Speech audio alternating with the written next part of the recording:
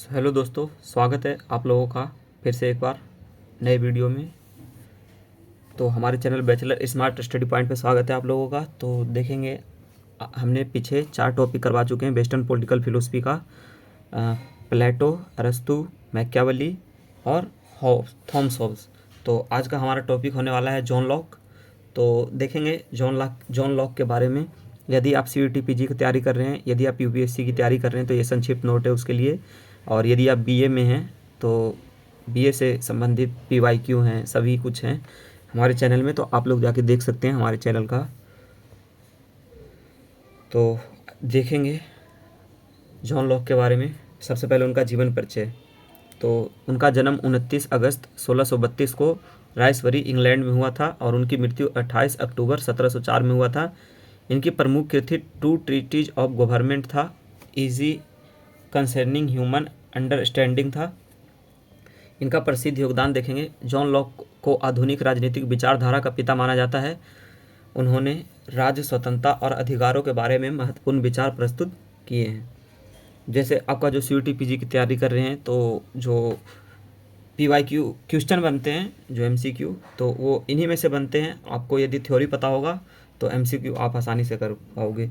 तो देखते हैं दूसरा इनके बारे में, दूसरा टॉपिक इनके प्रमुख विचार, मेजर आइडियाज। तो प्राकृतिक स्थिति, स्टेट ऑफ नेचर। लॉक के अनुसार प्राकृतिक स्थिति में मनुष्य स्वतंत्र और समान होते हैं।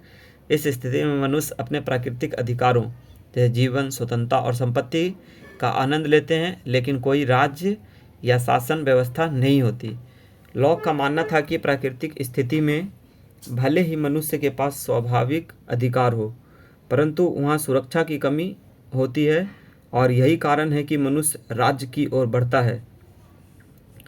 नेक्स्ट पॉइंट देखेंगे, सामाजिक अनुबंध। तो लॉक के सामाजिक अनुबंध सिद्धांतों में लोग अपने प्राकृतिक अधिकारों का कुछ हिस्सा राज्य को सौंपते हैं ताकि वे एक बेहतर व्यवस्थित और सुरक्षित जीवन जी सकें। नेक्स्ट पॉइंट देखेंगे,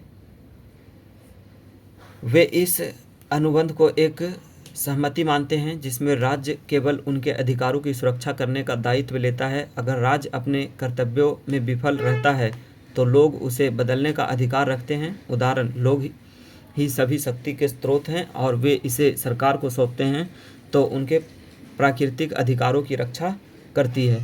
नेक्स्ट पॉइंट देखेंगे, प्राकृतिक अधिकार, नेचुरल राइट्स। तो जॉन लॉक ने जीवन, स्वतंत्रता और संपत्ति को प्राकृतिक अधिकार माना। उनके अनुसार इन अधिकारों का उल्लंघन करने पर सरकार को अस्तित्व अवैध हो जाता है। और यह विचार अमेरिकी स्वतंत्रता संग्राम और फ्रांसीसी क्रांति में प्रमुख रूप से देखा गया। नेक्स्ट पॉइंट देखेंगे, राज्य की भूमिका, रोल ऑफ गवर्नमेंट। तो लॉक के अनुसार राज्य का मुख्य उद्देश्य नागरिकों के जीवन, संपत्ति और स्वतंत्रता की सुरक्षा करना है।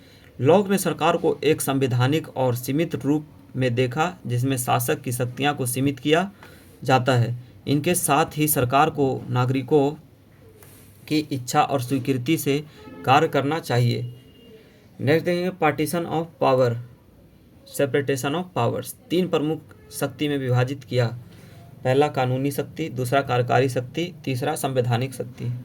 तो सबसे पहला देखेंगे कानूनी शक्ति, कानून बनाने का अधिकार। दूसरा देखेंगे कार्यकारी शक्ति, कानूनों को लागू करने का अधिकार। तीसरा संवैधानिक शक्ति, बाहरी मामलों जैसे युद्ध, संधि आदि को संभालने का अधिकार। नेक्स्ट पॉइंट देखेंगे, प्रमुख कृतियाँ। तो इनके 2 प्रमुख कृति थे, जो कि पहला 2 ट्रीटीज ऑफ गवर्नमेंट और दूसरा इजी कंसिस्टेंसी ह्यूमन अंडरस्टैंडिंग। तो चौथा पॉइंट देखेंगे, न्याय और राज्य की वैधता, justice and legitimacy of state.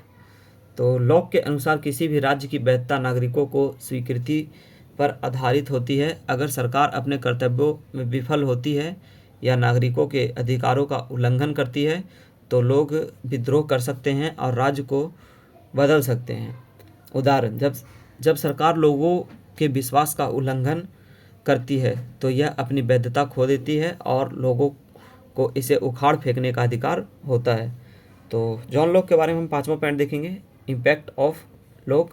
तो लोकतंत्र और स्वतंत्रता में उनके विचारों का योगदान अत्यधिक महत्वपूर्ण रहा। उनके विचारों ने अमेरिकी क्रांति, फ्रांसीसी क्रांति और अन्य लोकतांत्रिक आंदोलनों को प्रेरित किया।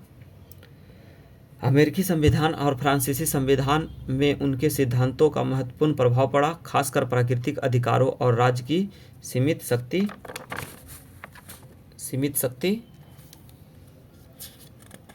के सिद्धांतों में।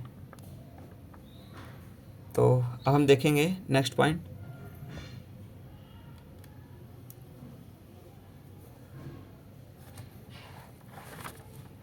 रक्षा करता है।